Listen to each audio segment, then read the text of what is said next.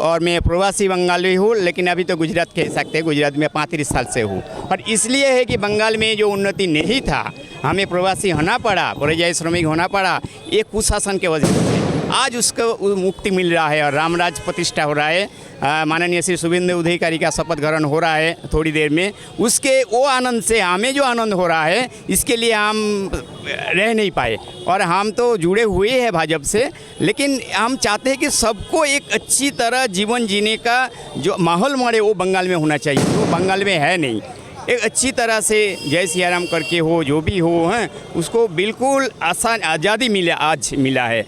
तो ये हमें बहुत ज़्यादा समय से आकांक्षा था, उम्मीद थे, और आगे भी उम्मीद रहेंगे कि प्रगति हो बंगाल का दूसरे राज्य के जैसा। तो हम प्रवासी बंगाली का यही कामना है, प्रार्थना है। राजकोट में बहुत बढ़िया परिस्थिति है, हम 35 साल से इधर है, लेकिन बंगाल में जो परिस्थिति है, जो हम टीवी में देखते हैं, समाचार माध्यम में देखते हैं, वो अच्छा नहीं था बिल्कुल। हम उम्मीद करेंगे आज से शुभेंदु अधिकारी की जो शपथ ग्रहण हो रहा है, एक नया राज्य शुरू हो, राम राज्य शुरू हो, भयमुक्त समाज शुरू हो, प्रगति और उन्नति सबके साथ, सबके विकास के साथ सबको आज़ादी मिले, स्वाधीनता मिले, अभिव्यक्ति का एक आज़ादी मिले। तो ये हम चाहते हैं, हमें यही उम्मीद तो करते हैं, बिल्कुल सुधरेंगे, क्यों नहीं। भव्य जीत बाद आज पश्चिम बंगाल में शपथविधि कार्यक्रम है અને શપથવિધિ કાર્યક્રમના અનુસંધાને રાજકોટની અમારી સોની બજારની અંદર બંગાળી કારીગરો અને વેપારીઓ બહુ મોટી સંખ્યામાં રહે છે અને એના અલગ અલગ એસોસિએશન છે।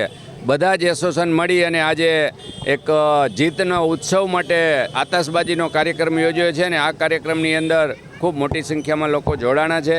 ત્યારે હું એમ કહું છું કે બંગાળની જનતાને ખૂબ ખૂબ અભિનંદન પણ આપું છું અને દેશના આદરણીય પ્રધાનમંત્રી નરેન્દ્રભાઈ મોદીને પણ અભિનંદન આપું છું કે બંગાળની જીત છે એ વિકાસની રાજનીતિની જીત છે। બંગાળની જીત છે એ આપણા પ્રધાનમંત્રી નરેન્દ્રભાઈ અને આપણા ગૃહમંત્રી શ્રી અમિતભાઈ શાહની અખાત મહેનત અને એના આ પરિણામ આપણને મળ્યું છે। ત્યારે હું રાજકોટના સૌ બંગાળી ભાઈઓનો પણ ખૂબ ખૂબ અભિનંદન આપું છું કે ત્યાં આજે શપથવિધિ કાર્યક્રમ છે અને રાજકોટની અંદર આતશબાજી યોજી અને એને હું પણ ખૂબ ખૂબ અભિનંદન આપું છું। બંગાળની પ્રજાએ જ્યારે આવી જીત મોટી આપી છે ત્યારે બંગાળનો વિકાસ ખૂબ થશે।